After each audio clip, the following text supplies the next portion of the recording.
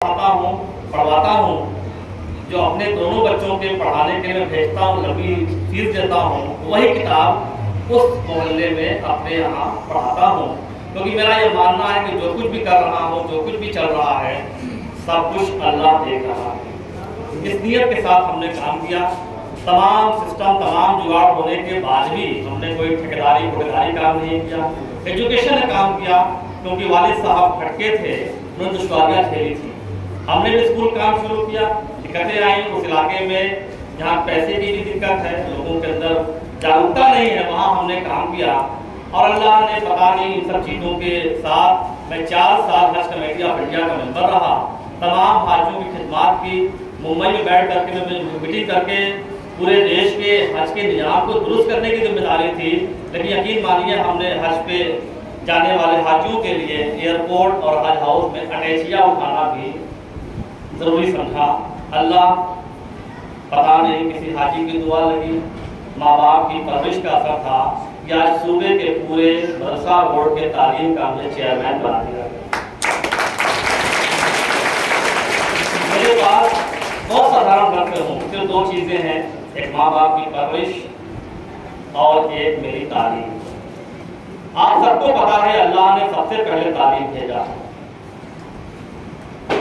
तालीम के 11 साल के बाद अल्लाह ने नमाज भेजी। नमाज किसी हाल में माफ नहीं है।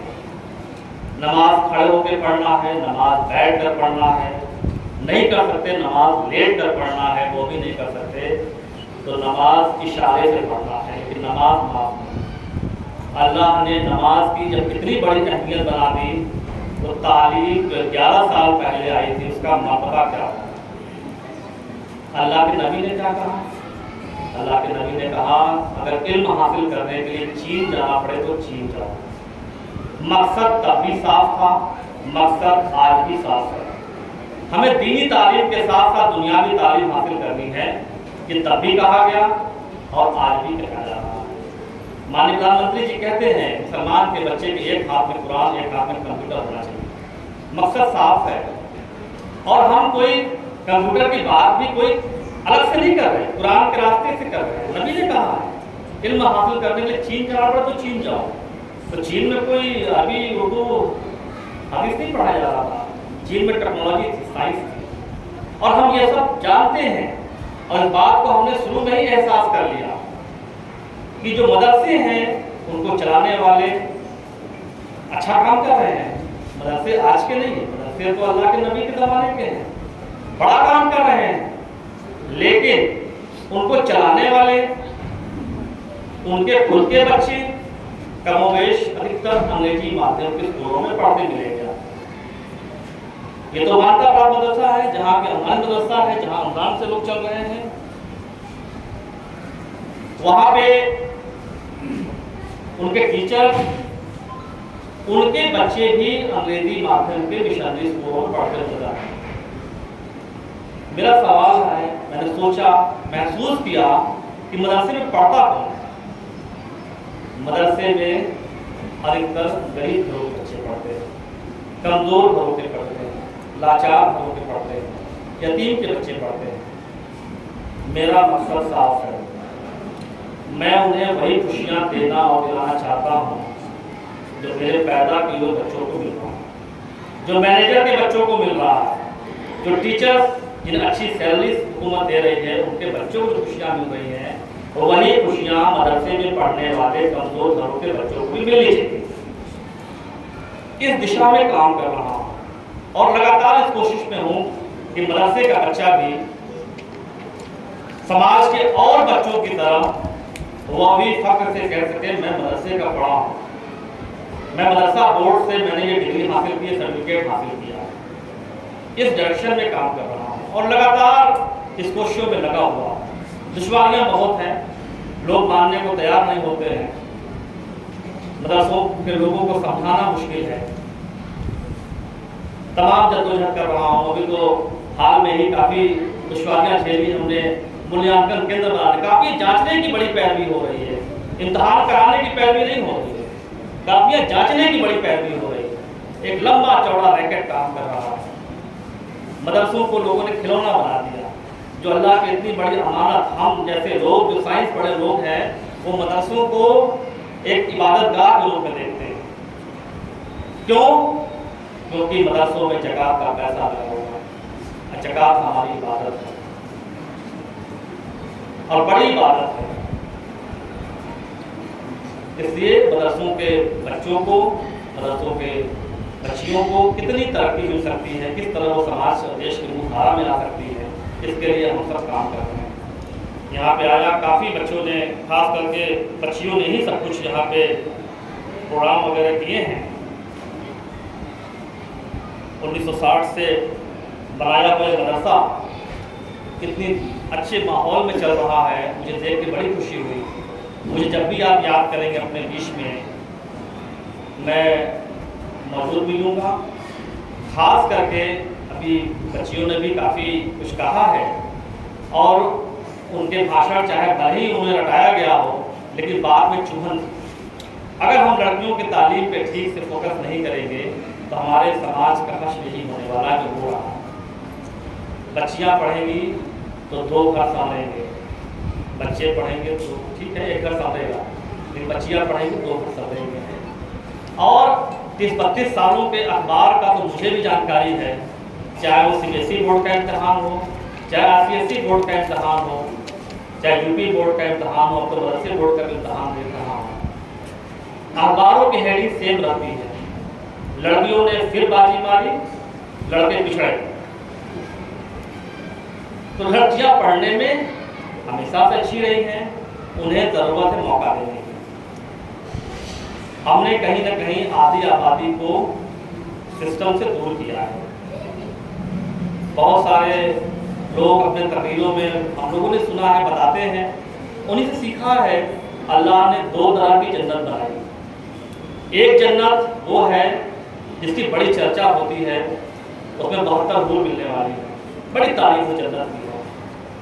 एक जन्नत को अल्लाह ने माँ के कदमों में डाल दिया। मेरे माँ के कदमों में जन्नत है, तेरे माँ के कदमों में भी जन्नत है, मेरी बीवी के भी कदमों में जन्नत है क्योंकि मेरे बच्चों की माँ है, मेरी बेटी के भी कदमों में जन्नत आने वाली है क्योंकि वो किसी के बच्चे की माँ बनने वाली है। आधी आबादी को अल्लाह ने इतना बड़ा मुकाम दिया कि उसके कदमों में जन्नत ला के रख दिया। हमने उस आधी आबादी को कैद खाने में डाल दिया। अगर हम अपनी निगाहों को नीची कर लेते तो शायद इतनी दिक्कत इन बच्चियों को न होती। इसके बारे में कोई तकरीर नहीं हो रही, कोई चर्चा नहीं हो रही है कि ऐ मर्दों अपनी निगाहों को नीची कर दो। आज यही कारण है कि हम सब कहीं ना कहीं बैक हो रहे हैं। आधी आबादी तो घरों के अंदर कैद हो रही है और आधी आबादी का अधिकांश हिस्सा चाय की दुकानों पे, होटलों में है। देश और दुनिया की पंचायतें कर रहा है। America, Iran, Iraq, Syria, Afghanistan, देश विदेश, फला पार्टी ढकाना पार्टी। फिर बच्चों की परवरिश होगी कैसे? अगर हम बच्चियों को तालीम याफ्ता नहीं बनाएंगे तो आने वाली नस्ल कैसे सुधरेगी?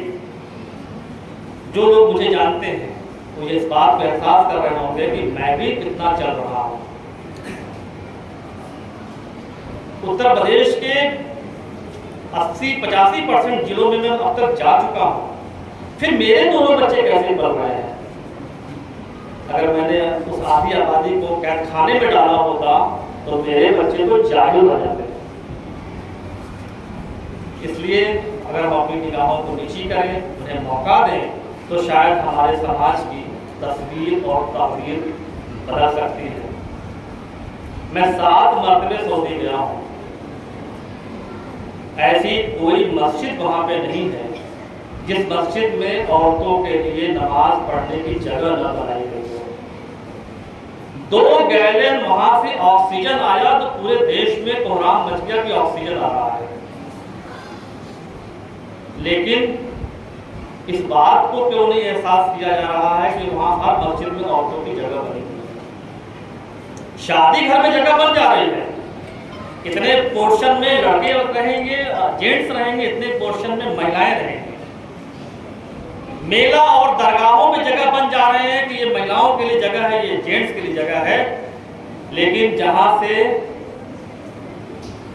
इतनी बड़ी फजीलत मिलनी है, जहां से इबादत करके हम बहुत कुछ हासिल कर सकते हैं, उस जगह से आधी आबादी को दूर कर दिया। ये तो मदरसा है कि बच्चियों को बैठाया गया है। मैं तो तमाम प्रोग्राम में जाता हूँ जहाँ की आधी आबादी दिखाई भी नहीं देती है और बड़े बड़े प्रोग्राम, बड़े बड़े सम्मेलन हो जाते हैं।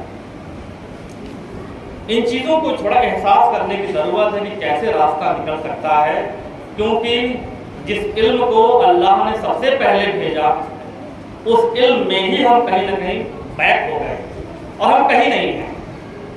समाज में आप निकल करके देखिए तो गीबत, चुगली, हसद के अलावा कुछ खास अपने पास नहीं बचा है। किसी भी काम के लिए आपको किसी गैर मजहब वाले के पास ही जाना है, चाहे वो बिजली का काम हो, नगर पालिका का काम हो, पानी का काम हो, अधिकारी हो, डीएम हो, डीएमओ हो। वहां तालीम हुई, नौटंकी नहीं हुई, हमारे नाटक हो गया। जिसकी कीमत हम कर करके यहां तक पहुंचे हैं, आरएसएस, बीजेपी, आरएसएस के 25,000 स्कूलों में 40 लाख बच्चे पढ़ रहे हैं। अब कहीं कोई झंझट नहीं है। हमारे यहाँ 560 मदरसों में 1200 मुकदमे चल रहे हैं। हम कैसे तालीम दे रहे हैं? कौन सा रास्ता अपनाए हैं? अल्लाह ने तो रब्बुल आलमीन, अल्लाह तो रब्बुल आलमीन है। हम सब जैसे लोग भी 48 मरतबे नमाज़ें पढ़ लेते हैं। हमने उसे रब्बुल मुस्लिमीन बनाया नहीं साहब, मुसलमानों का रहेगा। उससे मन नहीं भरा, रब्बुल बरेलवी हो गया, रब्बुल देवबंदी हो गया, रब्बुल वहाबी हो गया, रब्बुल बड़ी सीट, रब्बुल छोटी सीट, हरी पगड़ी, ढीली पगड़ी, उलझे हुए हैं। क्रिश्चियन से नफरत करनी है, कंप्यूटर इस्तेमाल करना है। यहूदी से नफरत करनी है, व्हाट्सएप इस्तेमाल करना है, फेसबुक इस्तेमाल करना है। इस बात का एहसास ही नहीं हो रहा है कि व्हाट्सएप, फेसबुक का मालिक कौन है। इनसे नफरत, उनसे नफरत, कुछ नहीं बचा तो देवबंदी है साहब, वहाबी है, सलाम करोगे तो निकाह टूट जाएगा। हम कहीं ना कहीं एहसासे कमतरी के शिकार हैं, अपने में ही उलझे हुए हैं। फला भाई बोल रहा हूं, अपना नाम नहीं बताएंगे, फला भाई बोल रहा हूं, 5 मरतबे नमाज पढ़नी है, उसकी कोई वो नहीं। एक बार हज कर लिया तो हाजी साहब, हाजी साहब, नमाजी साहब नहीं, हाजी साहब, रोजदारी नहीं, जकाती नहीं, उमरी नहीं, कुर्बानी नहीं, हाजी साहब। एहसास, ये तकब्बुर, अल्लाह को तकब्बुर बेहद नापसंद है। तो आज इस बात की चर्चा होनी चाहिए, क्योंकि समाज के लोग भी बैठे हुए हैं, कि हमें अपने समाज को किरदार, तरबियत की बातें करनी होगी। माँ बाप के क्या हुकूक हैं इसकी बात करनी होगी, भाई का क्या मर्तबा है, बीवी का क्या वैल्यू है, पड़ोसी किस मजहब का है इसकी चर्चा नहीं करनी है। पड़ोसी तो पड़ोसी है। गरीब की मदद करनी है तो गरीब का मजहब और मसलक नहीं पूछना, उसकी मदद करनी है। गरीब परेशानी में है तो उसकी मदद करना है, न कि कितने का मकान बेच रहा है, ये नहीं करना। तब जाकर के समाज में बदलाव आएगा। हम बहुत पिछड़ रहे हैं और कहीं ना कहीं फालतू के उलझनों में उलझे हुए हैं। तालीम का रास्ता अपनाइए, तरबियत दुरुस्त करिए, किरदार ठीक करिए, कहीं कोई दिक्कत नहीं है। इस हिंदुस्तान से अच्छा कोई मुल्क नहीं है कि शायद ऐसे ही नहीं कर दिया, सारे जहां से अच्छा हिंदुस्तान है।